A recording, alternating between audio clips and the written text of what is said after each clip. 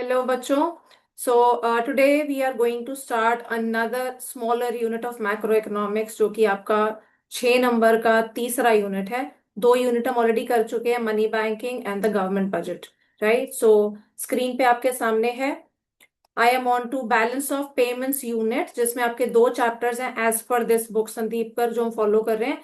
So chapter 11 is your foreign exchange rate and chapter 12 is balance of payments, जो आपके unit का भी नाम है. So balance of payments unit is worth 6 marks. So यहाँ पे भी I will be sharing alongside, पढ़ने के साथ साथ मैं आपको बताती रहूंगी कि टिपिकली जो क्वेश्चंस आते हैं, बेसिस द ट्रेंड, 3 नंबर या 4 नंबर के किस टाइप के क्वेश्चंस हमारे कहाँ कहाँ पे बनते हैं. ठीक है. तो अपनी बुक अपने सामने रखेंगे और साथ साथ मार्क करते जाएंगे और we will refer the book. Right. So let us get started. तो बैलेंस ऑफ पेमेंट्स बच्चों हमें क्या बताता है? बैलेंस ऑफ पेमेंट्स भी एक ऐसा अकाउंट है. यहाँ पे बुक में ऐसा अकाउंट नहीं दिया हुआ जैसे मैं बनाऊंगी, but just still I am to begin with. ठीक है. तो डेफिनेशन में पहले समझा देती हूँ.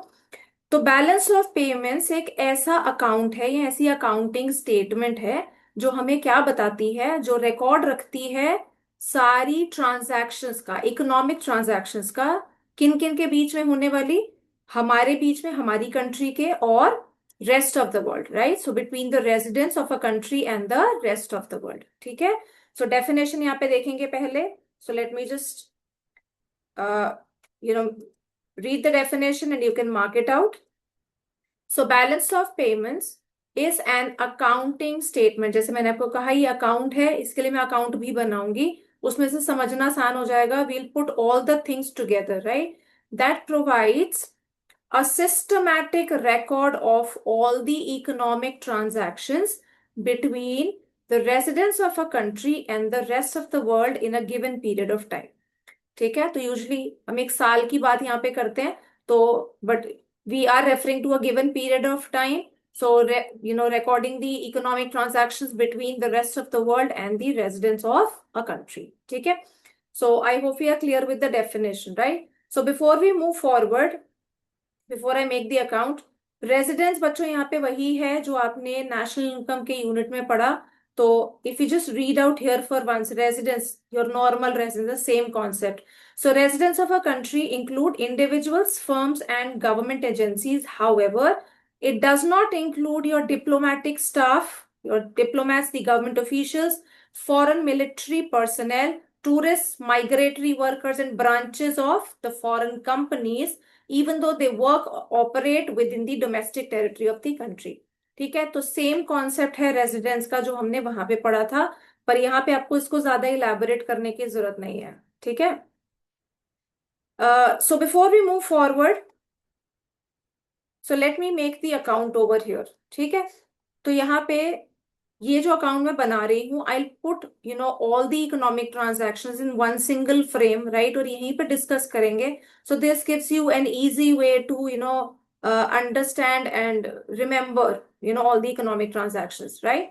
सो your balance of payments account. ठीक है. ये चीज बच्चों मैं क्लियर कर दूं, आपको ये अकाउंट पेपर में नहीं बनाना है, ना ऐसे पूछा जाएगा.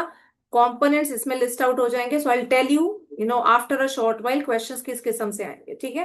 पर ये क्वेश्चन, ये वाला जो अकाउंट मैं बना रही हूँ, मैं आपको जरूर कहूंगी कि इसको बनाएं, ताकि आप जब भी इसको देखें, एक this gives you a ready reckoner, as just a very easy at a glance you can just revise all the concepts. ठीक है. broadly. So balance of payments, जैसे किसी भी अकाउंट की 2 साइड्स होती हैं. ठीक है. तो एक साइड हमारी होती है credit and debit, the other side. Right. अब यहाँ पे क्रेडिट से मतलब हमारा क्या है? Credit is all inflows. ठीक है. Debit refers to all the outflows.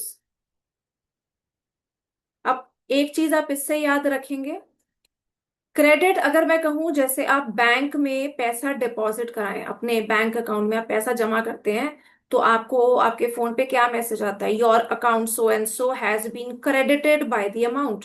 Right. तो क्रेडिट मतलब बैंक में पैसा आ गया. तो आ गया मतलब इनफ्लो. ठीक है. तो पैसा, हम अपनी कंट्री का बीओपी बना रहे हैं, तो बाहर से पैसा आएगा इनफ्लो होगा, वो भी किस चीज का? Inflow of foreign exchange. Be very clear, ठीक है? क्योंकि बाहर वालों से डील हम कर रहे हैं। We talked about transactions between the residents and the rest of the world.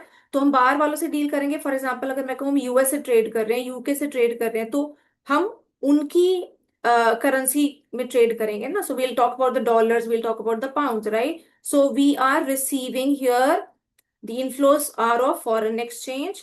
Similarly we talk about the outflows of foreign exchange, अगर हम उनसे डील कर रहे हैं तो, ठीक है? सो इनफ्लो होगा, पैसा बाहर से आएगा तो कहाँ पे आएगा? क्रेडिट अकाउंट में रिकॉर्ड होगा। सिमिलरली अगर पैसा जाएगा, आउटफ्लो होगा, तो डेबिट में रिकॉर्ड होगा, ठीक है? तो जैसे अगर आपके बैंक अकाउंट से पैसा निकलता है तो क्या मैसेज आ जाता है हमें? We get a message that your account so and so has been debited by an amount whatever, ठीक? तो यहाँ पे ये बड़ी इंपॉर्टेंट चीज है, याद रखनी है। क्रेडिट मतलब ऑल इनफ्लोज, डेबिट मतलब और आउटफ्लोज, ठीक है? तो अब यहाँ एक जस्ट एक शॉर्ट में बता रही हूँ, वैसे तो ये इसमें क्लियर है, पर स्टिल अगर याद रखने के पर्सपेक्टिव से करना है। सो क्रेडिट मतलब इंक्रीज, राइट? सो बीओपी में इंक्रीज होगा, तो I for inflow and I for increase, right? So increase.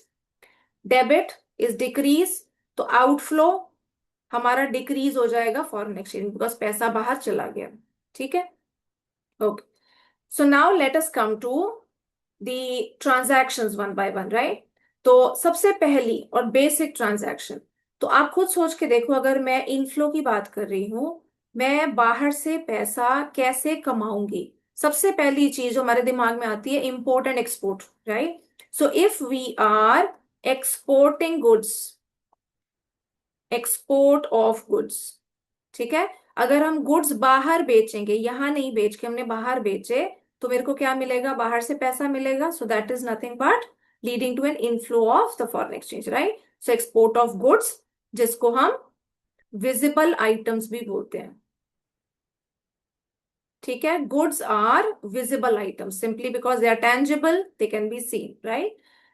On the other hand, यहाँ पे अगर मैंने एक्सपोर्ट लिखा, तो डेबिट साइड पैसा जा रहा है, तो इसी का उल्टा हो जाएगा। सो if I talk about import of goods here, ठीक है? अगर हम इंपोर्ट करेंगे गुड्स का, तो उससे क्या होगा? पैसा बाहर जाएगा, हम बाहर से कमोडिटी खरीद रहे हैं और बदले में पैसा देंगे, पैसा देंगे, तो that will lead to outflow of the foreign exchange, ठीक है? So import of goods, I hope you are clear with this transaction, right? Export and import of goods. और यहाँ पे बच्चों प्लीज ध्यान रखें, मैंने सिर्फ गुड्स लिखा है। हम जब भी कहीं भी कुछ भी पढ़ा हमने, ठीक है, तो राइट फ्रॉम से गवर्नमेंट बजट, राइट, हमने वहां पे टैक्सेस की बात की, indirect taxes, goods and services, हमने नेशनल इनकम की बात की, गुड्स एंड सर्विसेज।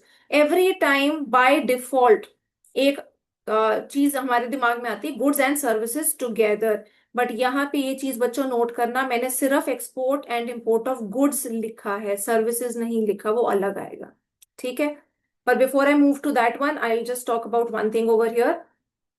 तो export of goods and import of goods, ठीक, इन दोनों का डिफरेंस, तो एक्सपोर्ट्स में यहाँ पे लिख देती हूँ, we write it as X. पढ़ चुके हैं हम नेशनल इनकम में, एक्सपोर्ट्स को हम एक्स लिखते हैं, इंपोर्ट्स को हम एम लिखते हैं, ठीक है? तो याद करो, नेट एक्सपोर्ट्स पढ़ चुके हो, exports minus imports, right? So export of goods minus import of goods, so this gives me what we call as balance of trade, balance of trade or also called as trade balance, ठीक है? I hope you are clear. So net of exports which is your exports minus import of goods, तो इसकी definition भी यही, आगे सब कुछ आएगा, अभी सिर्फ मैं ब्रीफ में आपको शुरुआत में सारी चीजें बता रही हूँ, right? So balance of trade और the trade balance refers to the difference between export of goods and import of goods. गलती से भी यहाँ पे सर्विसेज नहीं लिखेंगे, सर्विसेज लिख दिया तो कॉन्सेप्ट गलत हो जाएगा, ठीक है?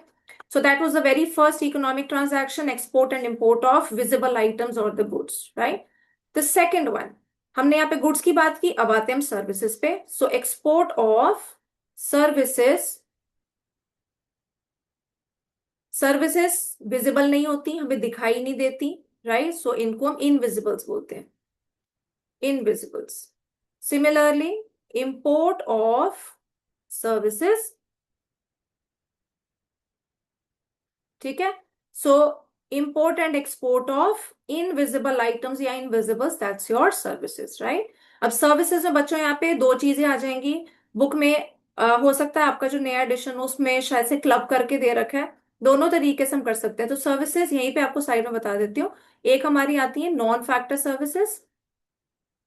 याद करो, नेशनल इनकम के चैप्टर में भी पढ़ चुके हैं, है ना? Non factor services, I hope you remember, right? कहाँ पढ़ा था हमने?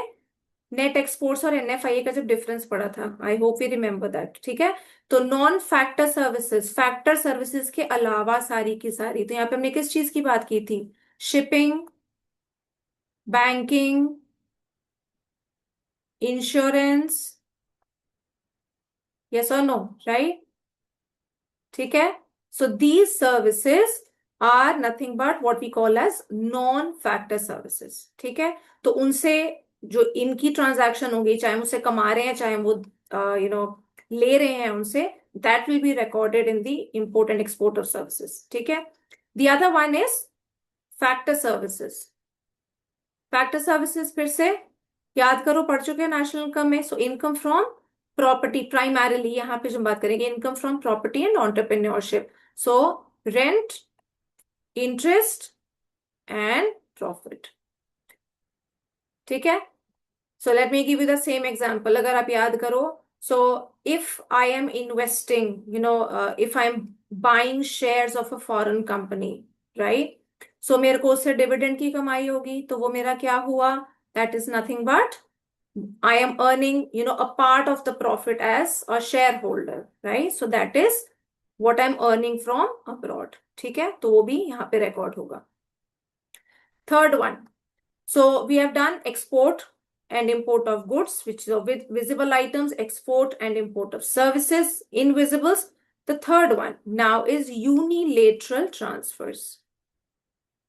Unilateral transfers. अब यहां आप क्रेडिट साइड में लिख रहे हैं which is an inflow, so these are nothing but receipts. तो मैं यूनिलेटरल रिसीट्स भी लिख सकती हूँ। सिमिलरली यहाँ पे यूनिलेटरल ट्रांसफर्स लिखूं या यूनिलेटरल पेमेंट्स लिख दूं डायरेक्टली, ठीक है? That will also do because I am talking about the debit side, right? So unilateral मतलब वन साइडेड, ठीक है? ट्रांसफर देखते ही आपको कुछ याद आ गया होगा। ट्रांसफर इनकम नेशनल इनकम में याद है ना, पड़ी थी। It's one sided, right? तो we are talking about one sided transaction जिसके बदले में कोई कमोडिटी या सर्विस हमने पेमेंट करी है तो नहीं ली, एंड दी otherwise, right? So for example, if you talk about a gift being exchanged between, say, two countries, our government has received a gift from some other government, या हमें ग्रांट मिला है, राइट? डोनेशन मिली है या हमने दी है। सो ऐसी सारी वन साइडेड ट्रांजैक्शंस जिसके बदले में कोई गुड या सर्विस नहीं दिया गया है, वो हमारी क्या कहलाती हैं? They are unilateral transfers. अगर मिलेंगी, रिसीट्स होंगी, तो क्रेडिट साइड पे आ जाएंगी इनफ्लो में। अगर पेमेंट्स होंगी तो डेबिट साइड पे आ जाएंगी, ठीक है? So these three are put together. If I just talk about these three, ये हमारी आ जाती हैं जिसको हम बोलते हैं बच्चों करंट अकाउंट, ठीक है?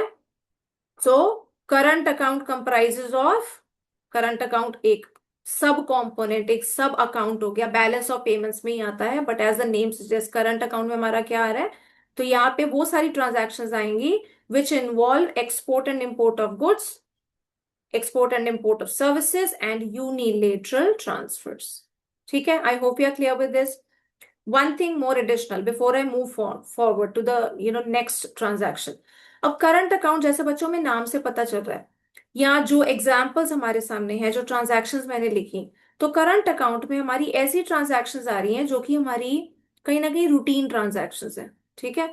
Export and import of goods and services, they are routine transactions, right? और ये ट्रांजैक्शंस हमारी असेट्स या लाइबिलिटीज को अफेक्ट नहीं कर रहे। कैसे? For example, if I talk about the export of goods, I am an exporter, मैं अपनी कमोडिटी बाहर बेचती हूँ, ठीक है? For example, if I am doing jewellery business and I am exporting that, I am selling my jewellery abroad and I am earning money from there, ठीक है? तो ये मेरा बिजनेस है, yes or no, right? So is that affecting the assets of, say, me as a resident or assets of the government or the country? नहीं. This is just a part of the business. I am not selling my commodity here and I'm selling it abroad. That is all of the difference, right? So जब हम यहाँ पे इन transactions की बात कर रहे हैं, ये रूटीन ट्रांजैक्शंस हैं. ये हमारी इकोनॉमी की इनकम, ब्रॉडली इनकम, आउटपुट या एम्प्लॉयमेंट को अफेक्ट करती हैं. तो जैसे मैंने कहा, मैं बाहर से पैसा कमा रही हूँ तो ये मेरी इनकम का पार्ट है, right? They are not affecting the assets और लाइबिलिटीज ऑफ द रेजिडेंस और the government.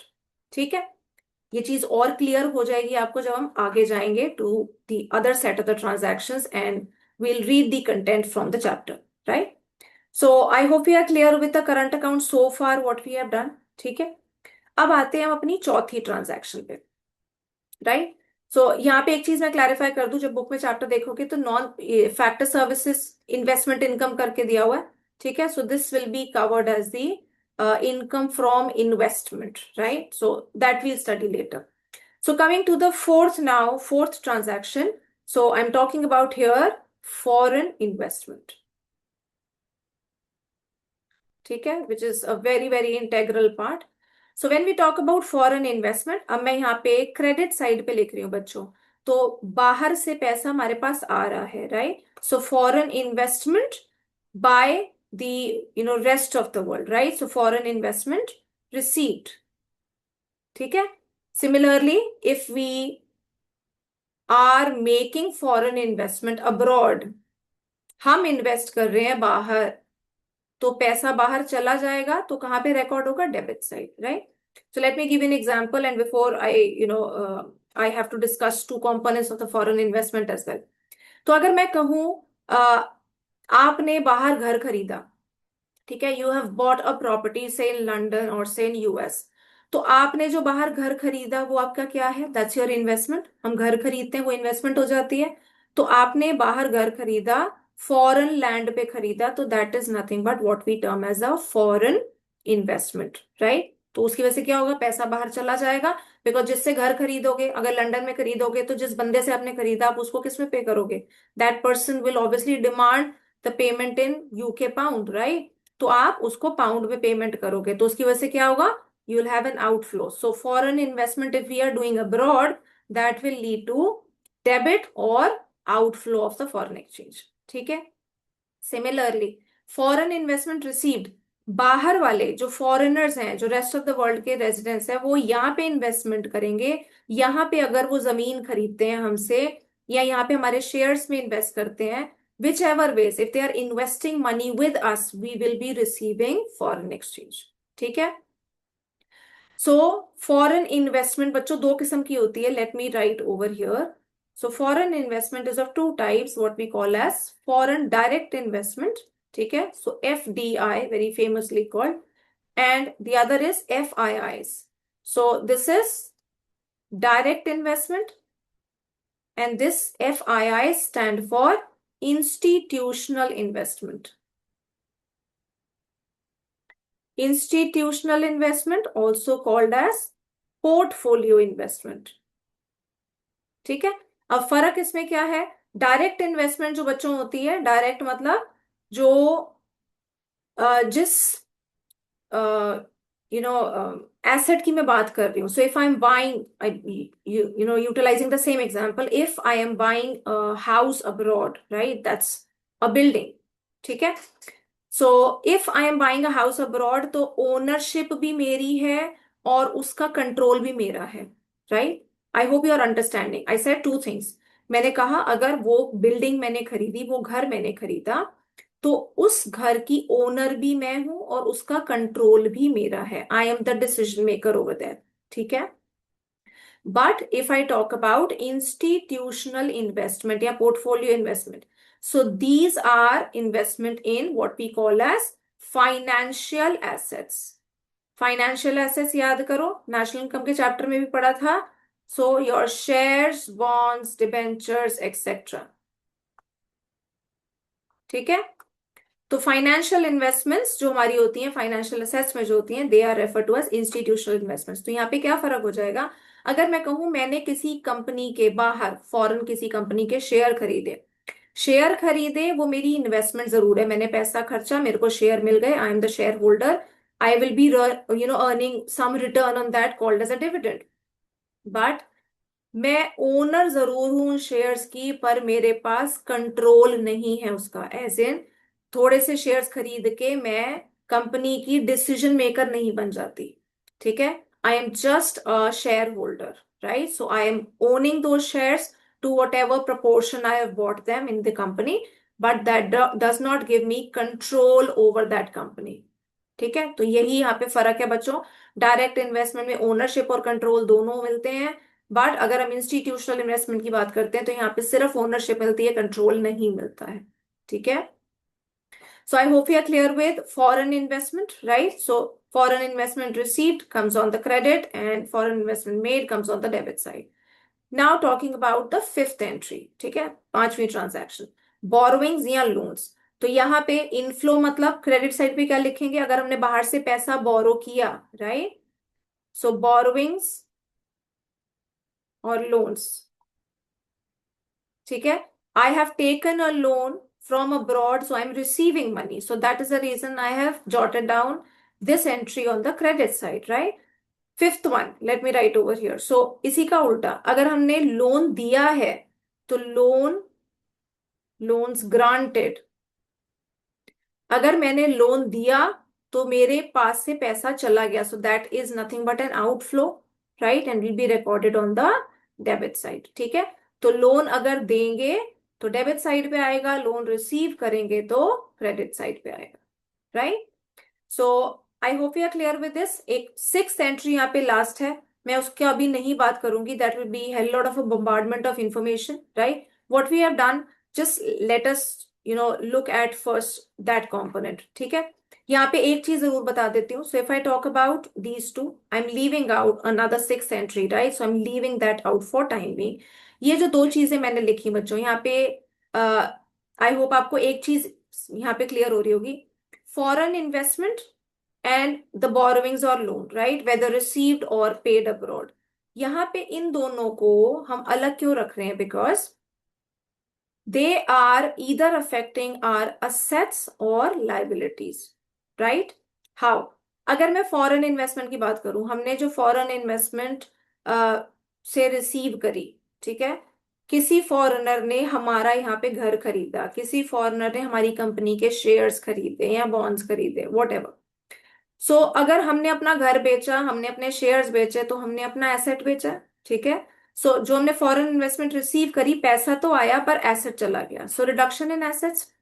Similarly foreign investment made abroad, हम बाहर कुछ खरीदेंगे तो हमारे एसेट्स बढ़ जाएंगे। ठीक, तो फॉरेन इन्वेस्टमेंट से या तो एसेट्स कम हो रहे हैं या एसेट्स बढ़ रहे हैं। ठीक है, I hope you are clear. Similarly if I talk about the borrowings, तो ये गवर्नमेंट बजट से बच्चों पढ़ते आ रहे हो, अगर हम बोरोइंग बाहर से कर रहे हैं, पैसा ले रहे हैं, उधार ले रहे हैं, तो लाइबिलिटी बढ़ जाएगी। या फिर अगर बाहर वालों को लोन दे रहे हैं, loans granted, so what will that do, that will lead to increase in our assets. हमने लोन दिया है, उस पर हमें इंटरेस्ट की कमाई होगी, so that will be an asset for us. ठीक है, so I hope you are clear with a little bit of this, right? कुछ बेसिक समझ आया? ठीक है, सो ये दोनों एंट्रीज जो मैंने लास्ट में लिखी हैं, as I told you, I am not writing the third one in this purposely, so I'm leaving a sixth one free over here, I will do that later। fourth and fifth for time being, इनको हम क्या बोलते हैं, they come under what we call as capital account। ठीक है, six भी हमारी capital account में ही आएगी, तो अभी मैं कह रही हूँ वो थोड़ा सा सस्पेंस है वहां पे, because that will B too much just in the beginning. So capital account बच्चों क्या हो गया, नाम से आ गया कैपिटल, राइट? कैपिटल अकाउंट मतलब ऐसी कोई भी transactions which either affect our assets, either affect assets or liabilities of the residents or the government। ठीक है, तो ये चीज सेम ही है, याद करो, कैपिटल आपने गवर्नमेंट बजट के उसमें भी पढ़ा था, right? So anything, any transaction which either affects the assets और liability, that will be recorded under the capital account of BOP. जो करंट अकाउंट में आएंगे वो सिर्फ वो आएंगे जो हमारी इनकम, एम्प्लॉयमेंट या आउटपुट लेवल को अफेक्ट करेंगे। ठीक है, I hope you are clear with this, right? So this was just the beginning.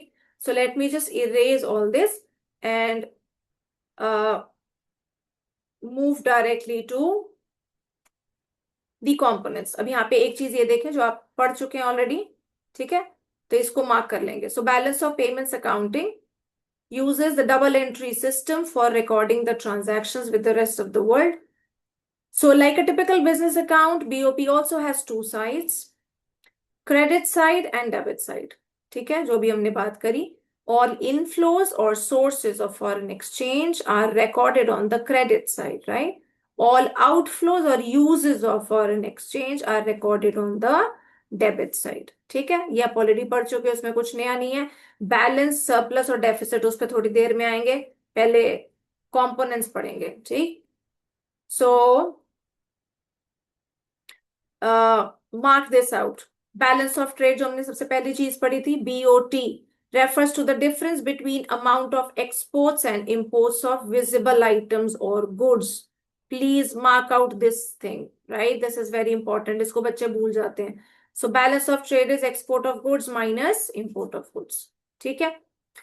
सो अब यहाँ पे हमारी जो काम की चीज है, बैलेंस ऑफ ट्रेड और ट्रेड बैलेंस, जैसे मैंने आपको नाम बता दिया तो इसको मार्क कर लो। Balance on balance of trade, ठीक है। तो अगर यहाँ पे क्या पॉसिबिलिटीज हैं, अगर मैं कहूँ export is equal to imports, right, so ये मेरा क्या हो जाएगा, दिस विल बी बैलेंस्ड, ठीक है, दोनों इक्वल है। अगर मैं कहूं मेरे exports are greater than imports, so what that will be, I am earning more, मेरी कमाई ज्यादा हो रही है, एक्सपोर्ट ज्यादा कर रहे हैं, कमा ज्यादा रहे हैं, so this will imply a surplus, right, surplus on BOT। या अगर मैं कहूं ट्रेड सरप्लस, ठीक है। If on the other hand if I say my exports are less than imports, export कम कर रहे हैं, इंपोर्ट ज्यादा कर रहे हैं, मतलब पेमेंट ज्यादा है, आउटफ्लो ज्यादा है, आउटफ्लो कमाई से ज्यादा होगा तो क्या हो जाएगा, that will lead to a deficit on the balance of trade, ठीक है। तो ये पॉइंट्स दोनों मार्क करेंगे। Surplus BOT, if a country exports more goods than what it imports, then the balance of trade is said to be in surplus. That is, balance of trade is favorable for the country. I hope you are understanding the word favorable. कमाई ज्यादा कर रहे हैं तो favour में ही है, ठीक है। Deficit BOT, if import of goods exceeds or is more than the export of goods, then the country is said to have a deficit BOT. That is, the balance of trade is unfavorable for the country. ठीक है, obviously बात है, कोई भी country नहीं चाहेगी कि import ज्यादा हो और एक्सपोर्ट्स कम हो, so that is the unfavourable part we are talking about, right. So I hope you are clear with this, ठीक है। यहाँ पे भी मार्क कर लो, the balance of trade need not balance itself, that is not necessary that exports is always equal to imports, ठीक है। तो बैलेंस ऑफ ट्रेड अगर गलती से कहीं भी आ जाता है, राइट, हालांकि पेपर के हिसाब से उतना इंपॉर्टेंट नहीं है, we mostly talk about the surplus और deficit, but still just conceptually theoretically balanced balance of trade, what will that be, a situation जहां पे your exports and imports are equal, so that is your balance situation, ठीक। I hope you are clear with BOT, ठीक है। So now having done this,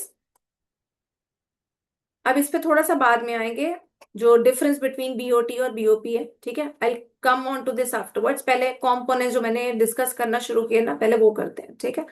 so look at this now. So components में हमने बात की, I made you know aware about these two terms, current and capital account, right, broadly. So सबसे पहले current account देखो यहाँ पे। Current account refers to an account which records all the transactions relating to export and import of goods and services and unilateral transfers during a given period of time. यही पढ़ा था हमने, याद करो broadly जो तीन चीजें लिखी थी, export and import of goods and services and unilateral transfers during a given period of time, ठीक है। सो अब यहाँ पे देखें कॉम्पोनेंट्स। अब यहाँ पे बच्चों ये जो कॉम्पोनेंट्स है, दिस इज वेरी इंपॉर्टेंट। कई बार सिर्फ कंपोनेंट्स, जैसे करंट अकाउंट के कंपोनेंट्स हम पढ़ने जा रहे हैं, तो यहाँ पे आपका 3 नंबर का क्वेश्चन बनता है, ठीक है। तो कंपोनेंट्स पे क्वेश्चन आ जाएगा directly, so you should be aware about this, right. So let me just have this thing completely, okay. So next page पे आएगा, never mind. So components of current account, the first one, export and import of goods or merchandise transactions or visible trade, right? So a major part of transactions in the foreign trade is in form of export and import of goods. That's your visible items. Payment for import of goods, कहाँ पे लिखेंगे? Debit side, right? So is written on the negative side. Negative इसको क्यों कह रहे हैं? Because उसकी वजह से decrease हो जाएगा हमारा foreign exchange, ठीक है? So debit side and receipts from exports is shown on the credit side, which is the positive side, right? So balance of these visible exports and imports is known as balance of trade or the trade balance, जो आप ऊपर already पढ़ चुके हो, ठीक है?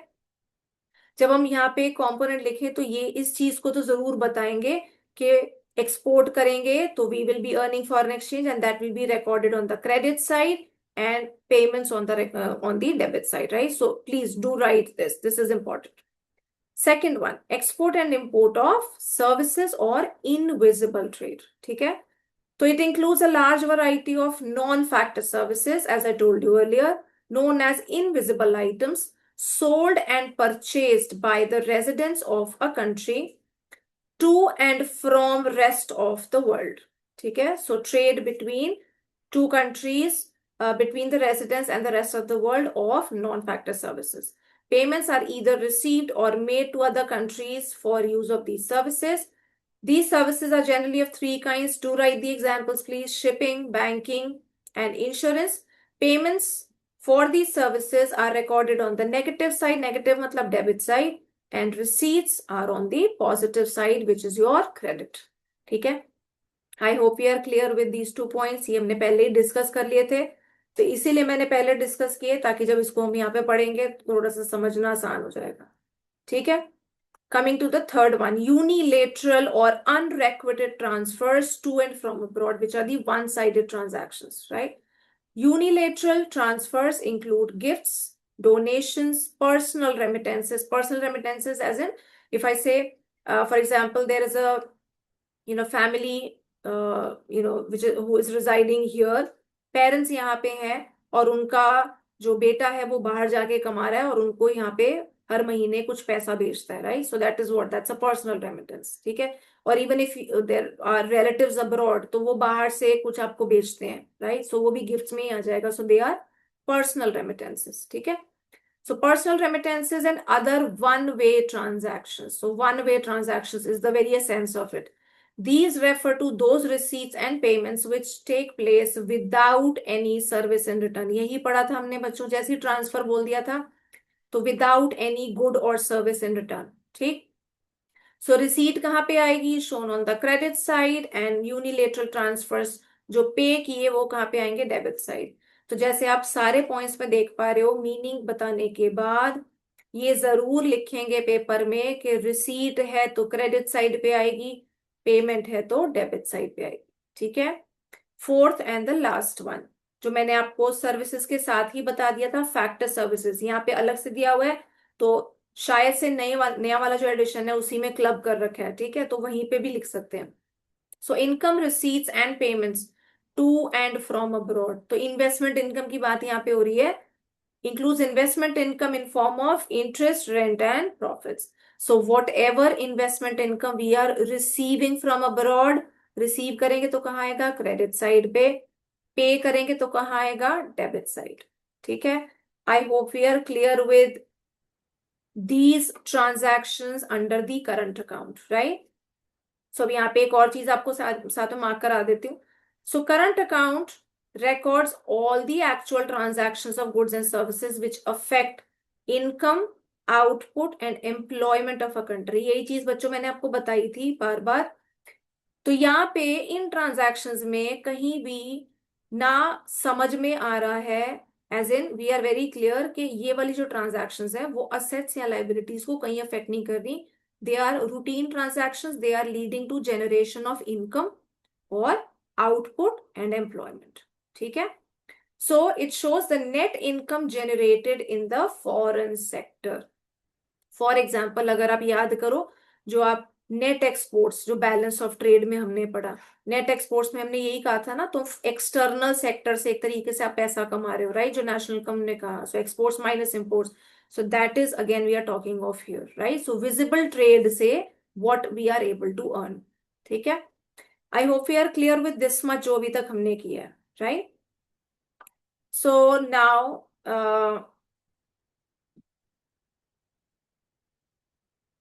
सो BOT और current account हमने कर लिया, ठीक है? तो उसका डिफरेंस हम देख सकते हैं। बीओपी अभी मैंने पूरा नहीं किया था, तो इसलिए I you know had given a break. I did not do the difference between BOT and BOP, right? So we'll revisit that later. So ये वाला डिफरेंस देख लेते हैं यहाँ पे। So difference between balance of trade and current account. तो इससे पहले मैं यहाँ पे पॉइंट्स पढ़ूं भी सही। आप पढ़ चुके हो बैलेंस ऑफ ट्रेड बच्चों क्या है? Is the difference between export and import of goods only. Current account क्या है? एक ऐसा account which records all transactions of export and import of goods and services and unilateral transfers between the residents and the rest of the world, right, during a given period of time. ठीक है? तो BOT एक बड़ा छोटा एक component है। It's one small component of the entire current account. तो balance of trade narrow concept बन जाता है और करंट अकाउंट बड़ा कंसेप्ट बन जाता है। ठीक है? So look at the points. First one यहाँ पे बच्चों मीनिंग का लिखना please. As I always have told you, first point has to be the meaning और डेफिनेशन। आप ऊपर हम ऑलरेडी डेफिनेशन मार्क कर चुके हैं, वहीं से उठाएंगे। सो डेफिनेशन लिखेंगे बैलेंस ऑफ ट्रेड की, जो भी हमने डिस्कस की, difference between export and import of goods और the visible items, and current account की भी। ठीक है? दूसरा पॉइंट हमारा स्कोप का बन जाता है, right? So as I discuss just now, balance of trade is a narrow concept as it is a part of the current account. ठीक?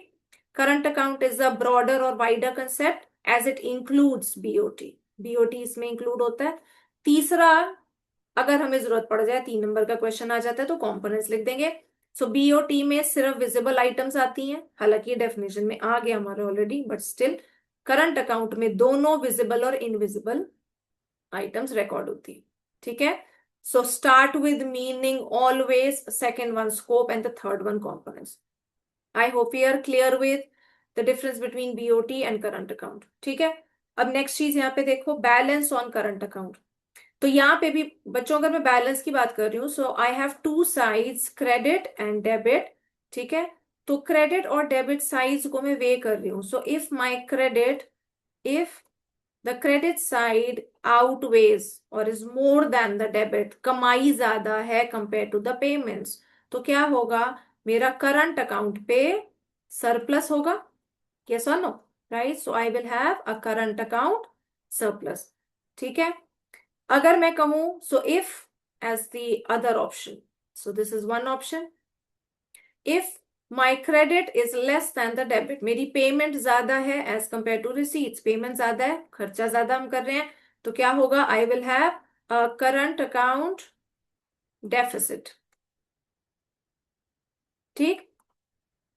और करंट अकाउंट पे अगर डेफिसिट है, तो आप जिस किस्म की आइटम्स हमने पढ़ी हैं, export and import of goods, services, unilateral transfers, assets liabilities नहीं बन रही, उससे हमारी कोई चेंज नहीं हो रहा उसमें। तो अगर करंट अकाउंट में डेफिसिट ज्यादा लंबा चलेगा, so that's definitely not good for a country, right? That means हमारे इंपोर्ट कहीं ना कहीं ज्यादा हो रहे हैं। ठीक है? तो अगर current account deficit goes beyond certain limit, तो अल्टीमेटली हमें क्या करना पड़ेगा? इसको कॉम्पेंसेट करने के लिए either we'll have to sell our assets, तो रिडक्शन इन एसेट्स होगा, या तो लाइबिलिटी रेज करनी पड़ेगी, right? So definitely current account deficit is not a good thing for any economy. तभी हर इकोनॉमी का क्या पुश होता है कि हम अपने एक्सपोर्ट्स बढ़ाएं, क्योंकि एक्सपोर्ट्स बढ़ाएंगे तो क्या होगा? फॉरेन एक्सचेंज कमाओगे ज्यादा, और बैलेंस ऑफ करंट अकाउंट में इंप्रूवमेंट होगी, मे बी अ सरप्लस या at least a deficit reduction, and definitely good for the balance of payments of the economy, right? So यहाँ पे अगर आप देखो, current account surplus arises when the credit items are more than the debit items.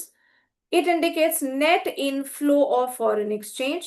So, current account surplus arises when the value of export of goods and services is more than the value of import of goods and services. So, it signifies that nation is a lender to the rest of the world, right? So, we are earning more from what we are paying. ठीक है? So, ये हमारा current account surplus हो गया.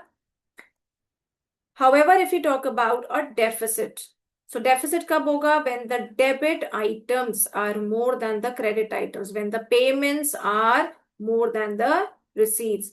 So when foreign exchange receipts in the current account fall short of the foreign exchange payments, so it leads to current account deficit. It indicates net outflow of foreign exchange. Foreign exchange जाएगा, हमारी payment ज्यादा है. So a CAD, current account deficit, arises. ठीक है, this we have already talked about. Last one. So this deficit signifies that nation is a borrower from the rest of the world. So जैसे मैंने आपको कहा, current account में deficit है तो उसको फाइनेंस करने के लिए हमें कहीं ना कहीं लाइबिलिटी उठानी पड़ेगी, बोरो करना पड़ेगा. So we become a borrower from the rest of the world. However if we talk about we are having a surplus, तो हमारे पास पैसा एक्स्ट्रा होगा तो हम उसको इस्तेमाल करेंगे करंट कैपिटल अकाउंट में. कहीं ना कहीं हम बाहर उसको as a lender will be able to invest that money and will be able to earn return on that, right. So तभी हमने यहाँ पे कहा था will be a lender to the rest of the world. ठीक है. I hope we are clear with current account surplus and deficit, right. So we are done with one sub component of the balance of payments which is your current account. तो अब इसके बाद अगर बच्चों आप देखोगे कैपिटल अकाउंट है, right. Capital account very briefly मैंने इसकी 2 एंट्रीज डिस्कस की थी. इसको मैं कंप्लीट करूंगी, जो मैंने अकाउंट लिखा था, ठीक है, उसको मैं कंप्लीट करूंगी with the 3rd entry. Then in the next lecture I'll take this capital account completely along with one last component of this chapter. ठीक है. So that was all in this lecture. So please do revise what we have done so far. So balance of payments का meaning, the briefly the components and the current account, right. So I'll see you in the next lecture. Thank you so much.